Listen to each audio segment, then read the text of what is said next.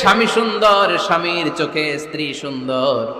পোশাক যেমনি মানুষকে আরাম দেয়, প্রশান্ত করে দেয়, স্বামী আর স্ত্রী একে অপরের সংস্পর্শ পেলে তাদের হৃদয়টাও প্রশান্ত হয়ে যায়, ঠিক কিনা?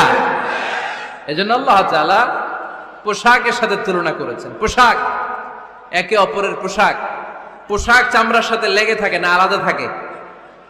তার মানে স্বামী স্ত্রী সম্পর্কটা এরকম মিলেমিশে ভালোবেসে একাকার, ঠিক কিনা? আর নিসাউ শাকাইকুর রিজাল, নারীরা পুরুষদের কাউন্টার পার্ট। নারী হচ্ছে পুরুষের সহযোগী। এই পৃথিবীর এই সভ্যতা, এই সিভিলাইজেশন, এই উন্নয়নের ডেভেলপমেন্ট, এটা শুধু পুরুষরা করে নাই। এই উন্নয়নের অংশীদারিত্বে আমাদের বোনদের, নারীদেরও হাত আছে না নাই? এজন্য কাজী নজরুল বলেছেন, এ বিশ্বে যা কিছু সুন্দর চিরকল্যাণকর, অর্ধেক তার করিয়াছে নারী, অর্ধেক তার নর। চিল্লায় বলেন ঠিক কিনা?